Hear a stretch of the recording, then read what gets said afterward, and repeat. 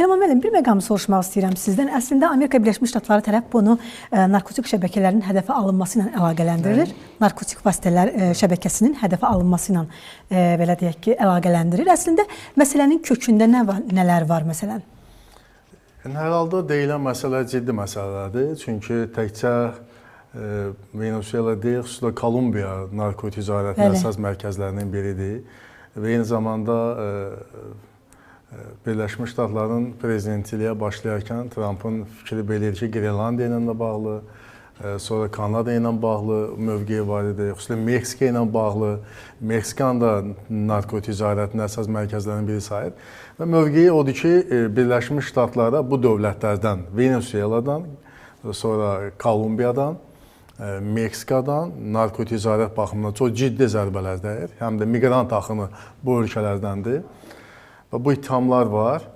Amma əslində biz nəyin şahidiyik? Biz onun şahidiyik ki, Birləşmiş Ştatların prezidenti Donald Trump uzun tarixi dövrdən sonra öz sələfi James Monroe'nun məlum doktrinasına qayıdış eləyir.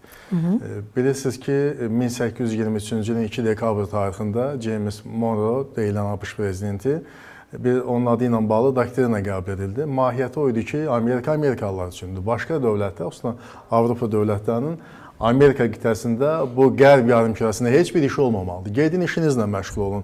Bu yarımkürəyə Birləşmiş Ştatlar cavabdehdi mövqeyi var idi. Bax, indi ona qayıdışdı. Yəni heç bir dövlətin, istər Asiya dövləti olsun, niyə mən Asiya dedim? Çünki Çinin bilirsiniz ki, Venezuelada çox ciddi maraqlar var. Çin Venezueladan deməli neft alır, əsas neft alıcılarından biridir və investisiya qoyur. Yəni Birləşmiş Ştatlardan Monroe doktrinasına istinad etməklə bu deməkdir ki, Çin deməli Venezuelanın əlaqələrinə son qoysun. Bizimlə danışa bilər. Biz nə qədər ona imkan verirsə, o qədər ticarət eləyə bilər. Yəni investisiya qoymaq, orada kapital qoymaq, inkişaf eləmək olmaz. Bax, bu Avropa dövlətlərinə də bu aiddir. Bax bu, yəni əslində Trump'ın Venezuelaya bu müdaxiləsinin hüquqi və ideoloji baxımını əsaslandırarkən Monroe doktrinasına istinad edilib. Ki, bu yeni bir şey deyil, onların fəaliyyətində bu var. Və burada neft amili də yarın ki, mühüm amildir. Nəzərə alsaq ki, Venezuela dünya neft ehtiyatlarının 5%-nə malikdir.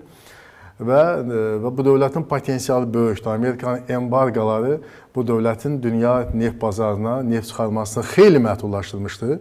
Və sırf 600-900 min barrel Stuttgartda neft çıxara bilirdi.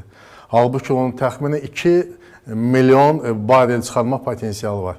Siz təsəvvür edin ki, hər il dünya ölkələrinin 100 milyon barrel neftə ehtiyacı var, tələbatı var. 100 milyon barrel. Yuvarlaqdır, bəzən 110, bəzən 120, yuvarlaq 100 milyon deyirlər. Və onun da təxminən 2 milyonunu əgər çıxarda bilirsə, 1.5-2 milyonlu Venezuela, onun müəyyən mənada iqtisadi dayanıqlığı üçün, əhalinin sosial rifahı üçün müəyyən mənada istifadə edə bilirdi. İndi faktiki olaraq onu 600-900 minə endirməklə, faktiki olaraq blokadiya salmaqla ölkəyə gələn gəlirlərin də qarşısı alınıb və bu günləri Venezuelada əhalinin sosial durumu kəskin şəkildə aşağı düşüb, çox kəskin aşağı düşüb. Yəni çox kasıb bir ölkə, neft ölkəsi, zəngin neft ölkəsi, amma kasıb bir ölkədir. Bu baxımdan, bax indi diqqətdən yaymır, Trump'a sual verirlər ki, o çıxışlarında xüsusilə Marco Rubio, dövlət katibi, növbəti addım kimi Kubanın adını çəkirlər. Deyəndə ki, bəs Kuba niyə? Kubaya da hücum edəcəksiniz? Deyir, yox, Kubaya hücum etməyə ehtiyac yoxdur. Çünki onun da qazancı ilə gəlirdi Venezueladan. İndi Venezuela çökəndə Kuba öz-özünə çökür. Heç bizim orada qoşun yeritməyimizə ehtiyac olmaz. Çünki Kuba özü-özünə artıq yıxılır, çökür. Belə bir ifadə işlədib. Yəni Venezuelada Maduro rejimi olmadığı halda Kubanın taliyi bəllidir. Eyni taliyi Kolumbiyanı da göstərəcək. İndi bu dəqiqə əsas sual ondan ibarətdir ki, yaxşı, Maduro hakimiyyəti devrildi. Bundan sonra Trump adətən belə vəziyyətdə hakimiyyəti verirlər, tutaq ki, bir müxalifət qüvvəyə, kim ki Maduro'nun əleyhinə idi. O, müxalifətə də vermir hakimiyyəti. Və bilirsiniz ki, Marina Machado idi. O Marina Machado ki, keçən ilin, daha doğrusu bu ildə, 2025-ci ildə o Nobel sülh mükafatına layiq görüldü. Trump istəyirdi Nobel Bəli, mükafatını, amma o gözləntiləri var idi, bəli. Və indi təhlilçilər belə qiymət verirlər ki, Machado o zamanlar desəydi ki, yox, elə bu mükafata məhz Trump layiqdir, mən yox, Trump layiqdir. O 8 müharibənin qarşısını alıb, belə olan vəziyyətdə yarınki Venezuelanın prezidenti Maria Machado olardı. Amma gör nə söylüyor, deyir ki, o çox xoş qadındır, xoş məramlı qadındır, amma bunun heç bir sosial bazası yoxdur, ondan prezident çıxmaz. Və müəyyən dövr üçün Trump özü, onun administrasiyası rəhbərliyi həyata keçirmək istəyir müəyyən dövr üçün. Və hətta burada Marco Rubio'nun adı çəkilir, sonra ABŞ-ın qərargah rəislərinin komandanlıq rəhbərinin adı çəkilir ki, bir qrup hələ ki bu ölkəni idarə eləsin müəyyən zamana qədər.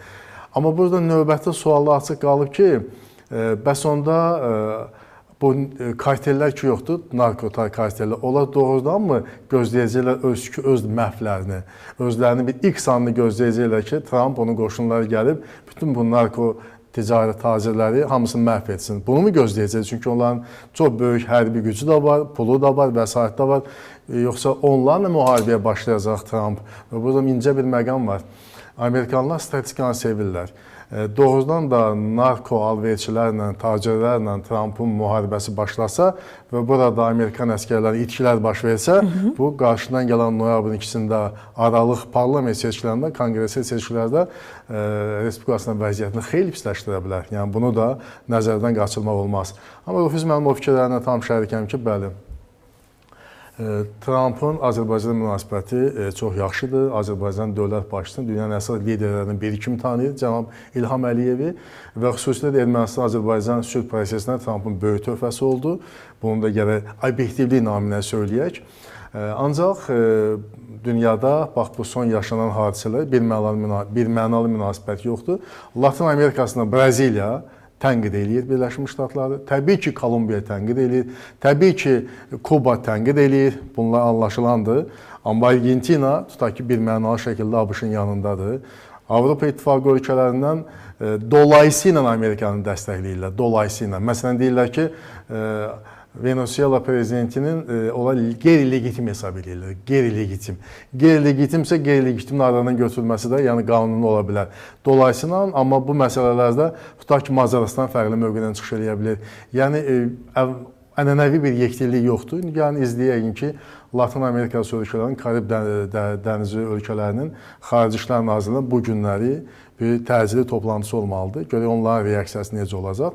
Amma hər halda Birləşmiş Ştatlar fövqəli dövlətdir, dünyanın ən güclü dövlətidir və bugünkü reallıqlarda güc amilinin həlledici olduğunu nəzərə alsaq, hesab edirəm ki, Venezuela növbəti prezident seçkilərinə, keçid dövr hakimiyyəti, sonra isə növbəti prezident seçkilərinə hazırlaşmalıdır. Hətta iş o yerə gəlib çatıb ki, Venezuelanın artıq de facto hakimiyyətindən uzaqlaşdırılmış prezidentini ittiham edirlər ki, o Xarici İşlər Naziri vəzifəsində olarkən, yeri gəlmişdən 2006-2012-ci illərdə o Xarici İşlər Naziri olub, Xarici İşlər Naziri vəzifəsində olarkən narkotiklərin satışı ilə məşğul olan insanlara diplomatik pasportlar verib, Xarici İşlər Naziri kimi. Çünki onları alver etmək və narkotik daşımaq üçün heç bir məhdudiyyət olmasın, diplomatik pasport imkanlarından istifadə etsin.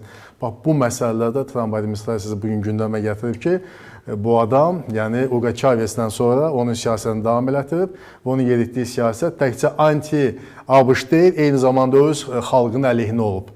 Bax, rəsmi Vaşinqton bugün mövqeyi belədir.